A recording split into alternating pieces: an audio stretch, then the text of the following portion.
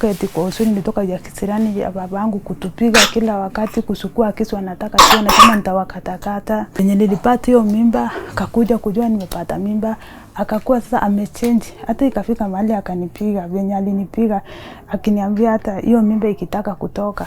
Yeye hataki kujua amesalisa nje na hana haja na alikuwa anaongea vitu. Nilipata 30K. Hiyo ndiye alikuwa amenisevia sana. Nilikuja yeye hakuwa anajua nitakuja. Nilikuja tu nikampata, siku hata nimempigia simu. Akandanganya tu na nilijua tu alitumia. Nikaa tu wakati nilienda akazikana tu na kampani ya vijana, sawa nikawa walimuninia akili yake. Jukaa yeye mwenyewe angefanya hivyo.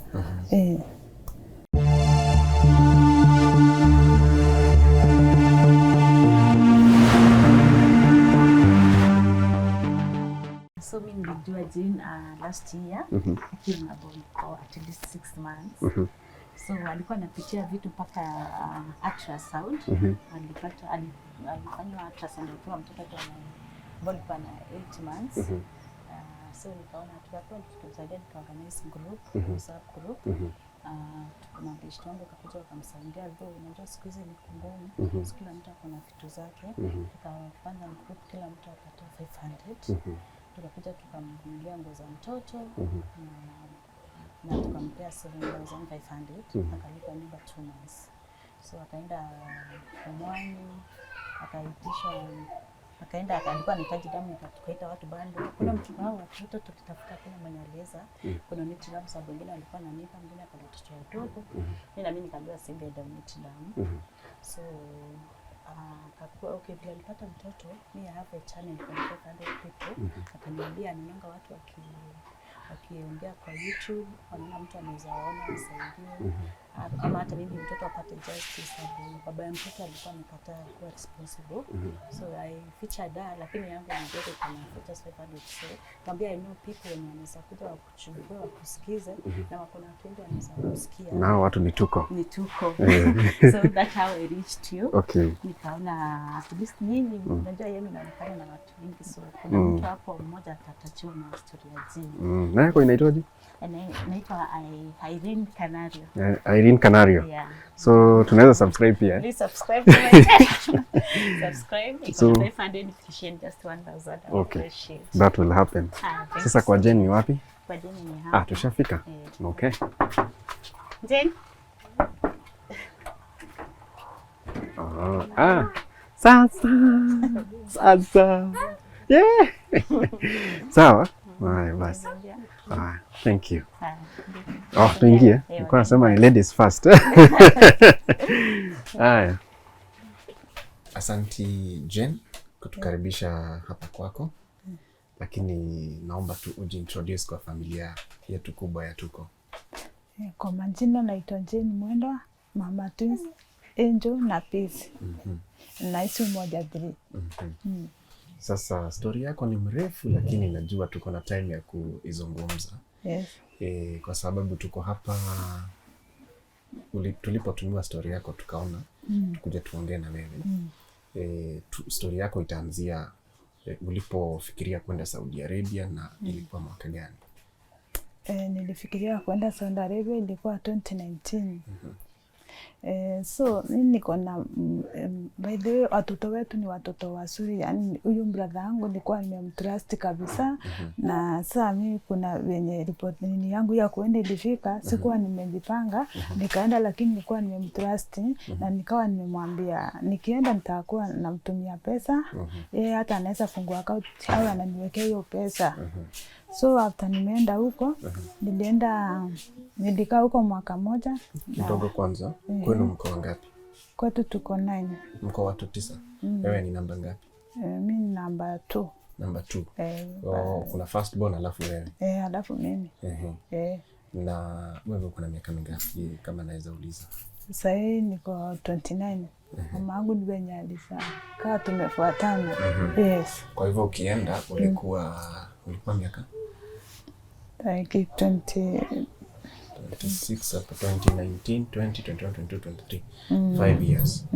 So ulikuwa 24 hapo. Okay. Ni nini kilikumotivate kwenda Saudi Arabia? Mimi ndoto yangu nimelelewa, mama yangu alikuwa very hard working na amekuwa mtu amewake hadi sana ya maisha yetu, lakini baba yangu akawa ni yule anaya na sisi. Anatoka hata mama yangu ameng'ang'ana amepanda hata mila, lakini baba yangu akiuza ile mila anatoka anasaidia watu wengine. So nimeona familia yetu tumestruggle sana. Sasa mimi ndoto yangu ni kukua, yani maisha yangu nione nimechange hata kwetu. Sasa hiyo ndoto yangu hapo ndio sasa ilikuwa inanipeleka huko na nione maisha yangu imekuwa na change. Sikuwa nataka nione kama nimepitia hali ngumu mimi kwa maisha yangu kama vile nimeona kwetu. Sikuwa nafurahia hiyo. Okay, sasa ukaamua kwenda ulienda ukapata nyumba inakaaje huko Saudi Arabia ama ulienda kufanya kazi gani? Hiyo ilikuwa tu kazi ya nyumba. Sasa ile nyumba nilipata ilikuwa mama alikuwa mtu yani wa kelele kila wakati, akupea amani. Hata unapata mimi usiku zingine nalala hata saa 8 tena asubuhi tena, yani alikuwa tu ananisumbua na hakuwa anataka niongee. Nikiongea hata nikitaka kuongea na yeye ako ile anataka vita. Sasa nilisi na yeye hiyo mwaka na miezi 5 kwa kuvumilia. Sasa ikafika mahali akakuwa anataka vita hata kupigana. Sasa mimi nikaona sitamvumilia tena. Lakini ulikuwa unalipwa vizuri? Yani mshahara ilikuwa inaingia kwa wakati? Alikuwa ananilipa, saa zingine anaselewesa hivyo mbati yako anakataa. Sasa ukiwa huko ukaamua utatumia brother yako? Nikaamua tu yeye ndiye nitatumianga. Sasa nilikuwa tu namtumia. Hebu tueleze ulikuwa unamtumia aje? Tuseme nikilipwa kama hiyo ni 28 namtumia. Wao watumie kani 15 anisivie. Kuna ile nilikuwa na bakisa kidogo ya matumizi tu yangu nikiwa huko. Sasa nilikuwa namtumia kama 25 hivi, namwambia atumie kama ni 15 kusaidia hao wengine, alafu ananifisia hiyo nyingine. Hivyo. Kama 10 hivi. Kama 10. So ulikuwa una expect utapata pesa ngapi ukikuja? I think like 150 hivi. Okay. Na ulipata pesa ngapi? Nilipata 30k. Hizo ndizo alikuwa amekusaidia? Hiyo ndiyo alikuwa amenisaidia sana. Nilikuja yeye hakuwa anajua nitakuja. Nilikuja tu nikampata, siku hata nimempigia simu. Akandanganya tu na nilijua tu alitumia. Nikaa tu wakati nilienda akazikana tu na kampani ya vijana. Sawa nikawa walimuninia akili yake. Jukaa yeye mwenyewe angefanya hivyo. So hakukuonyesha nini alifanyia zile pesa? Hakunionyesha, aliniambia ilipotelea huko. Wapi? Kwa hiyo banki alikuwa anaweka. Sasa alinikonfisa, aliniambia vitu yani sikuweza hata kumuelewa. Sasa zile 30,000 ulifanyia nini ama ulifeel namna gani wakati ulipata? Sasa hiyo 30,000 nilikuja nayo huku nikarenti nyumba. Hiyo nyumba ilikuwa 35 kulipa, alafu kununua yani vitu tu kini mattress, kitanda, ngazi, hiyo 30 kaisa tu. Sasa ukaanza maisha upya? Nikaanza maisha upya. Then what happened? What happened to, yani unaona baba yao watoto. Sasa hiyo wakati sasa akakuwa yani anambia butu yani singemjua kama atakuja tu achange. Yani mimi tu nilimkubali, tukaanza tu kukaa na yeye. Tueleze mlikutanaje na yeye? Alinipata Shima, kuna mtu alikuwa anaenda kutembelea. Hapo ndio tulijuania na yeye. Alafu ilifikaje kwamba mtaishi pamoja? Ilifika yeye akakuwa yani ananifuatia sana. Alafu mimi yeye ni mtu alikuwa hambu na alikuwa tu anajifanya mtu mzuri kabisa, mimi singemjua. Sasa tukakaa nikimwangalia tu hivyo. Sasa ikafika mahali nikaona kama anaweza kuwa tu mtu mzuri. Sasa hapo ndio tukaanza tu kukaa na yeye. At what point mlipata watoto? At point gani kwamba mlipata watoto? Watoto nilipata 2021 Novemba ndio nilipata mimba. Saa kutoka hapo penye nilimwambia nimepata mimba, akaanza madharau hapo. Sasa huyo wakati mwingine tulikuwa tu tunakaa na yeye vizuri, kutoka penye alisikia sasa nimekuwa na mimba, akaanza madharau. Hapo hata nakumbuka akaanza tu kuniambia hata na wao mko watu wawili na wao wote the same time, na mwenye tu anitaki aniambie, yani akawa ile hataki hata mimi nimuongeleze. Hata ikafika mahali kuna wakati alinipiga vibaya sana, hiyo mimba tu ikiwa mwezi mmoja, hata mpaka siku alinigonga na nini, mgongo inakuanga na alama kubwa sana.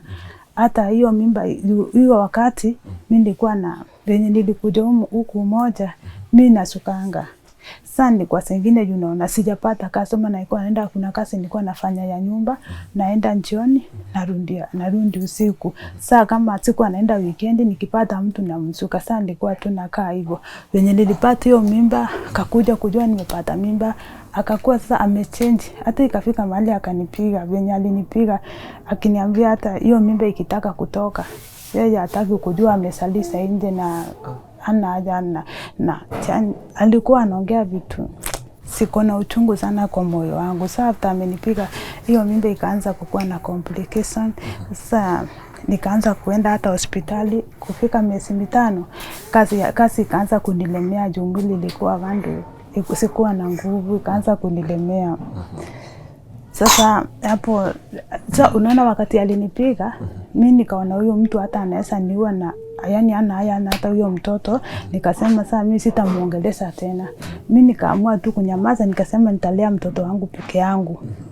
Sasa venye mimba imefika miezi 4, nikienda kliniki wanaenda wananiambia sisi tunaona nikaa kuna watoto wawili. Mimi nikakuwa nastuka sana, watoto wawili nitafanya na wao aje? Na mimi mwenyewe sina mbele wala nyuma, hata hiyo kazi imenishinda. Sasa hapo ndio ikafika miezi 6, nikaenda hata kliniki ikakonfirm ni watoto ni twin.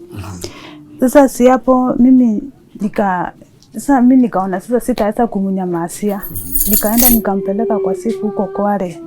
Sasa venye ndienda nikampeleka huko, akaitwa mara ya kwanza, nikatumiwa barua nipelekee kwake, nikapeleka. Sasa hiyo siku tulikuwa tupatane na yeye, hakukuja kuitika.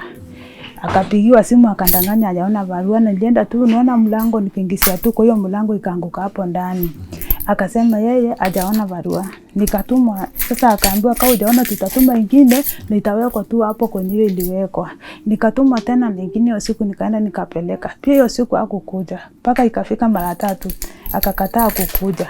Wakaniambia sasa utaenda uvumilie mpaka upate watoto, juu unajua anaweza ukiwa na mimba ako na uwezekano wa kusema hata mtoto si wake, kwa hivyo enda uvumilie. Sasa mimi hapo ndio nilikuja nikawa tu nateseka hivyo. Kwa hiyo hali nikakuja nikapatana na rafiki yangu huyo mwenye sasa alifanya nijuane na kina Irene. Kupatana naye misa nilikuwa naenda kwa kibanda yake, ananikatia mboga, akaniambia tukaanza tu kuongea. Nikaamua tu kusema hiyo story, nilikuwa napitia mangumu sana, hata saa nyingine nakaa kwa nyumba nashindwa mimi nitaenda wapi. Kwa tu nilikutoka jasinda, si kutoka eti kwa usuni, nilitoka ya kisirani ya babangu kutupiga kila wakati, kusukua kisu anataka tuone kama nitawakatakata. Sasa nitaenda wapi? Nilikuwa na stress. Venye tulipatana na huyu mama tukakuwa tunaongea na yeye, yani roho yake tu hiyo story yangu ikawa inamugusa. Sasa ndiye alienda akaongea na kina Irene, yeye ni sister Irene, akaenda akaongea na wao hapo. Sasa ndio walikuja. Sasa hiyo mimba imefika miezi 8, wakakuja wakanisaidia, wakanibaia hata nguo za mtoto. Sasa mimi nilipata hiyo siku ya kupata watoto ndio walinisaidia hata kuenda Pumwani.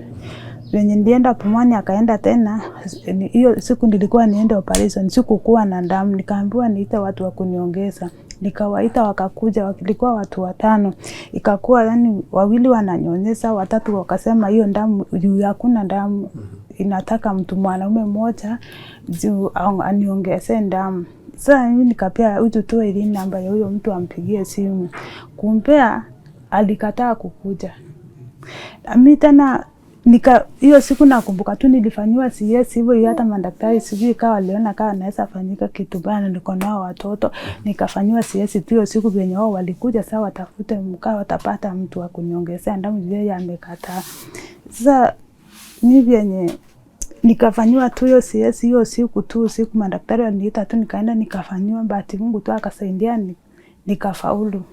Sasa tena venye nimepata watoto kukuja, nikampigia simu akuja aone watoto, hakutaka, alikataa.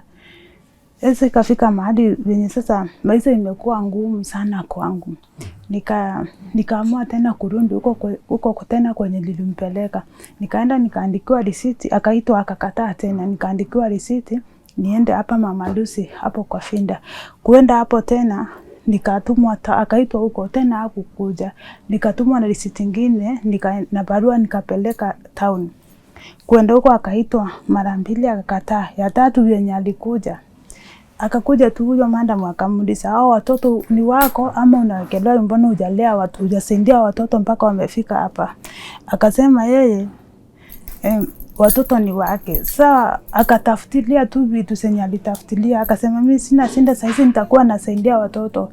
Tukaasiliwa tena kutoka, wao wakakubaliana na yeye atasaidia watoto. Nikatoka nikaambiwa akikataa ukuje utuambie. Sasa vile nilikuja akaniambia nimpe mpaka namba ya yule mwenye nyumba kwenye nilikuwa nakaa before nikuje hapa. Hiyo nyumba ilikuwa miezi 6 kama haijalipwa. Nikampea ile namba. Kumpea namba akaambia huyo mtu sile ndeti atamlipa hiyo nyumba.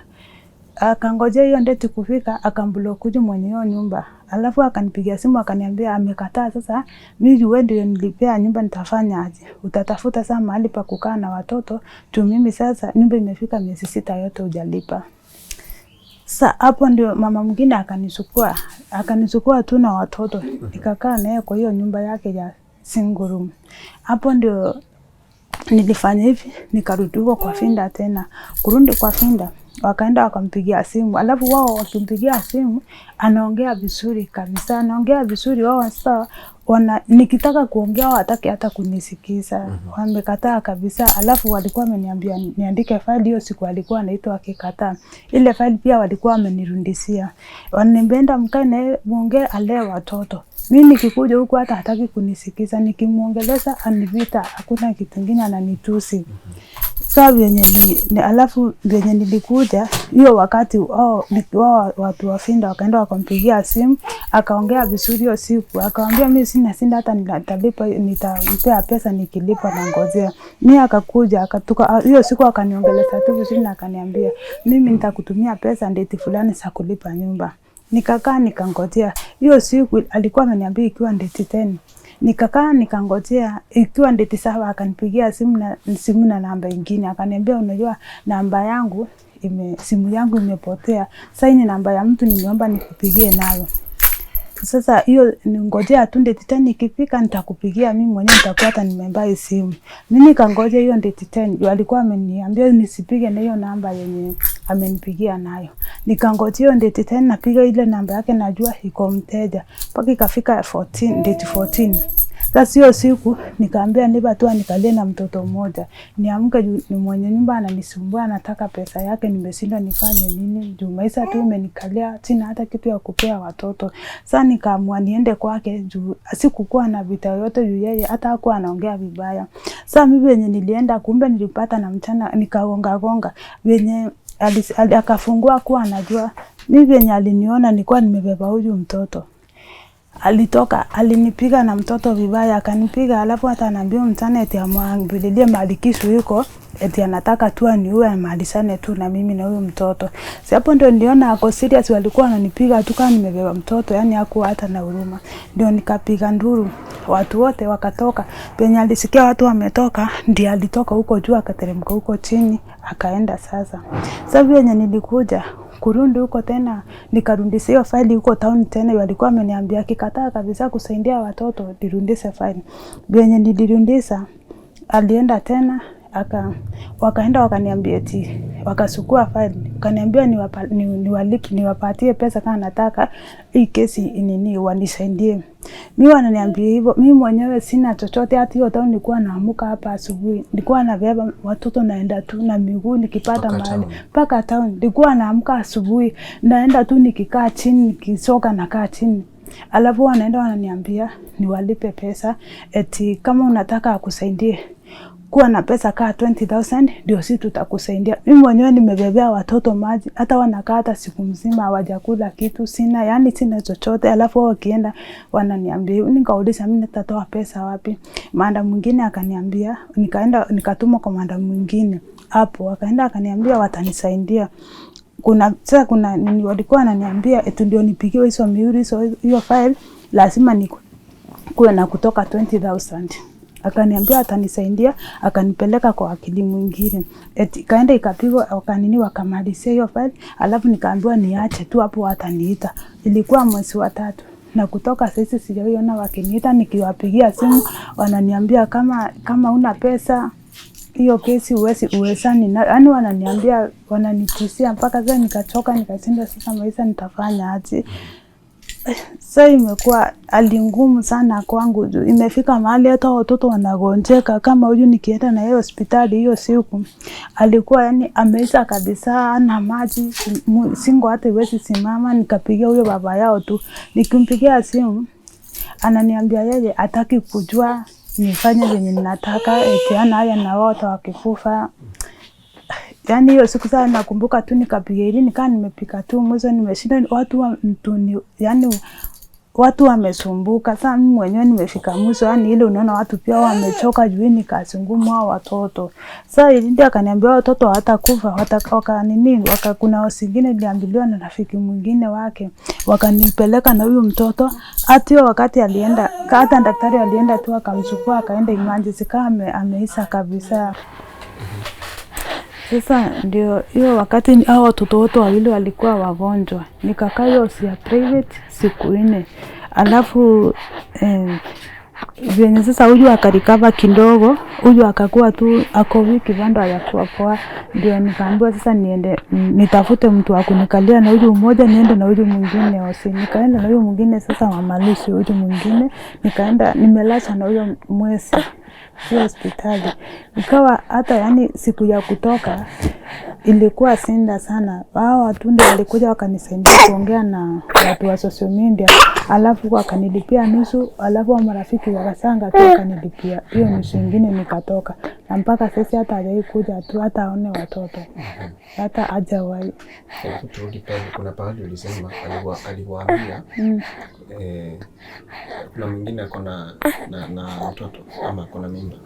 Aliniambia yenye alijua nimepata mimba, akakuwa sasa amechinja kai yeye, akaanza kuniambia na wao mkiwa wawili na niko na pia na mwingine. Sasa ikakuwa hata anasindi tu kuniambia hata tena mimi hiyo si kitu ya kunitisa, ukitaka kutoa mimba unaweza toa, mimi nimesalisa nje sana na niko na wengi. Akaniambia hivyo. Na sasa Jane, unawezaje kujikimu kimaisha na vazi yao, chakula na hawa wawili? Kwangu maisha hajakuwa rahisi. Nimepitia machungu. Hao watoto hata kusinda njaa, hata watu wanaweza lala hivyo. Alafu hata mimi upate hata neighbor ama marafiki, mtu hata akipika anaweza tu ananipea hata kama ni kitu na hiyo mtu hawezi kupea leo na kesho hivyo. Sasa mara mingi ile nimekuwa nimestruggle na wao. Yani nafika hata mahali wanagonjeka, nikienda hata hospitali naandikiwa hata hizo. Hata huyu mwenye nakoa hapa nimeenda na yeye juzi huko Mama Lucy naandikiwa mandawa. Sina hata hiyo ya kununua, nakuja tu nakaa tu na wao hivyo tu. Sasa nafika ile hata unaona aibu ya kukaa kila wakati unasumbua watu. Ulipoenda hospitali uliandikiwa madawa na haukuweza kununua? Nimeandikiwa mingi mpaka huyo mtoto ana nguvu, ako wiki, hata naambiwa anafaa tu ako miezi 10 hawezi simama. Yani ako wiki kabisa. Na hata wakati nilienda naandikiwa anaambiwa juu ya kukula, yani akuli vitu siko na nguvu. Sasa anataka vitu za nguvu za kuweka mwili yake ni alafu na dawa ya kasi au vitu dawa mingi nikaandikiwa zote tu, sijaweza hata kununua hata moja. Hata huyo kifua niliandikiwa mandawa, siko hapa hiyo so barua sijaweza kununua hata moja, siko tu ninakaa tu nao hivyo. Na sasa leo ni saa ni asubuhi. Nimekunywa breakfast. Hata nilikuwa nimepika turungi hata yenye ina hata sukari ikashindwa kunyweka, nikachana tu nayo.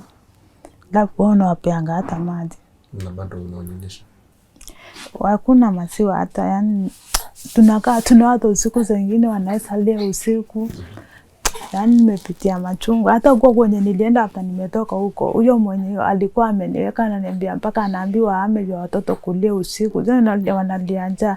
Juu hakuna kitu ya watoto wanapenda kukula lakini hakuna yani. Na jana mlikula sana?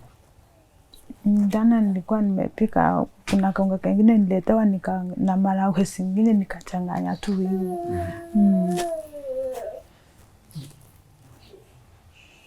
So unasema hakuna maziwa kabisa? Hakunanga maziwa, hata mimi sisikiangi hata ninakuanga na watoto mimi. Hakuna hata. And the twins, very beautiful.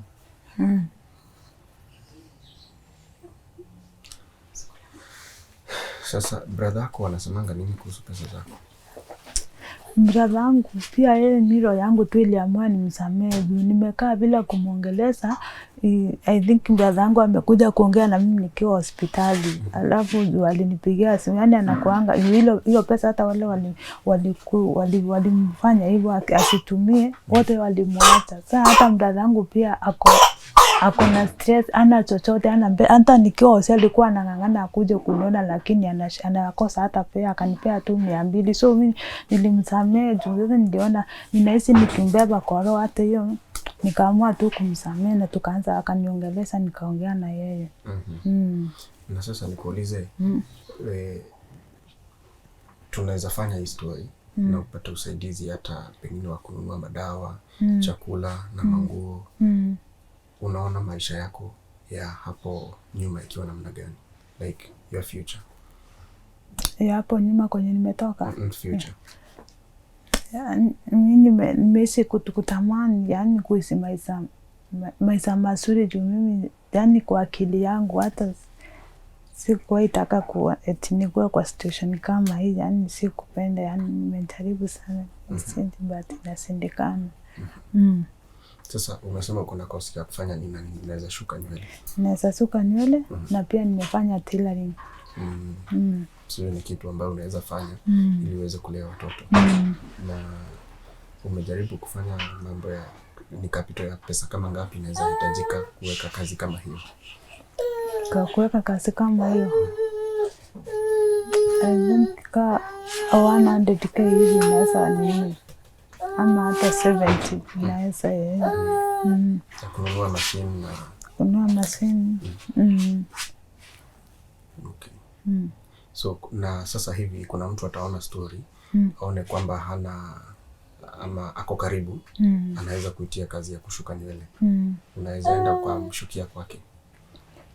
Kwake sasa sinda pale yuko ni wao wakiwa wawili hivi. Hata nimekuwa najaribu naenda kwa salon lakini hata inakuwa siwezi fanya juu anaanza kulia hivyo. Ninaacha tu. Maybe uko kuna mahali uko mahali tu umekaa hivyo juu zako kwa salon ukienda nao wanakupigia kelele na uko kwa salon ya mtu unashindwa wewe utawaandu. Na mtu anaweza kuja hapa unaweza mshuka? Mtu akikuja hapa nina msuka hiyo, wengine wakilala hivyo. Okay. Na hawa watoto wawili peke yako? Na watoto wawili peke yangu. Hii ilikuwa ya rafiki yangu. Wenye aliona tu venye maisha yangu inaenda akanipea, akaniambia naweza fanya nayo kazi alafu nimrudishie. Kutoka hapo sasa ikakuwa nilikuwa najaribu kuona kama naweza fanya nayo nipatange pesa ya kuacha wawili hata ndeke. Sasa venye nilienda nikaenda like wiki moja hivi ikakuwa hata ile pesa au watoto mwenye naachia anasema wanamsumbua hawezi kaa na wao. Sasa hata sengine nampata ananiambia nimlipe hata 200 na sasa hakuna, nikaamua tu kuachana tu nayo. Haya. Na sasa wewe ukiwa mama twins, ukiangalia unafeel namna gani? Mimi nafurahianga tu juu mimi nafurahianga kwa moyo wangu. So ungetaka wakuwe na maisha mazuri? Mimi ningetaka watoto wangu wasipitie maisha yale mimi nimepitia. Mungu awasaidie tu wakuwe na maisha mazuri kwa maisha yao. Okay. Mtu akitaka kukufikia wewe, msaidiane kwa njia yoyote, anaweza upata kwa nambari gani ya simu? Namba yangu 0795 524 291. Rudia. 0795 524 291. Limeregistriwa na jina ya nani? Jina yangu ni gani hilo? Jane Mwendwa. Okay. Asante sana Jane. Tuna hope maisha itabadilika. Na hujatuambia hii nyumba unalipa rent ya pesa ngapi na umelipa huu mwezi? Nalipa 25. Lakini venye nimekuwa hospitali, venye nimekuja, huyu landlord akanihurumia akaniambia hiyo mwezi nilikuwa sitamlipa, lakini sasa hii mwezi bado sijamlipa, nataka tu pesa yake. Tunamshukuru at least alikuhurumia ukiwa hospitali. Alafu pia huyo mwingine mwenye nilipata watoto nikiwa kwake, pia naye nilitoka kwa nyumba yake na 6 months kama sijalipa. Juu wakati huyo mtu alinipiga hiyo mimba, nilishindwa kazi mapema, ikaanza nikienda kuinalemea, so nilipata watoto, so nikiwa na ndenikaa ya mwezi. Alafu tena hiyo wakati nilikaa nao hizo kwa nyumba, ikafika hiyo miezi 6 kazi sijamlipa, na akaniambia tu nitoke hata nilipisi. Tuko family. Hiyo ndio story ya maisha yake Jane Mwendwa kutoka hapa Umoja 3. Yeye ni mama twins, Peace na Angel. Lakini hata hivyo she is not in peace, kwa sababu hata shilingi ya kuwanunulia dawa alizoandikiwa pale hospitalini ni tatizo. Kwa hivyo hata kabla tujafikiria mambo ya chakula na hata mavazi, na mtu ameguswa, anaweza msaidia kupata dawa za hawa watoto wawili. Nanyi wote ambao mnatutazama na mmeachwa na watu walio Gulf ama wanafanya kazi nchi za nje, tafadhalini, let's take care of their coins. Wanazipatanga kwa shida. Tafadhali tuwahurumie, tuwawekee pesa zao, waje wazitumie ama wazipate vile ambavyo wangetaka. Maisha ni ngumu. Sasa ukimpea tena mzigo na alienda kutafuta ili maisha yenu pengine na yake pia yawe mazuri, anakuja napata kuanza zero. Tufikirie hilo jambo. Hadi wakati mwingine, naitwa Kimori Wangeshi. Kwa heri.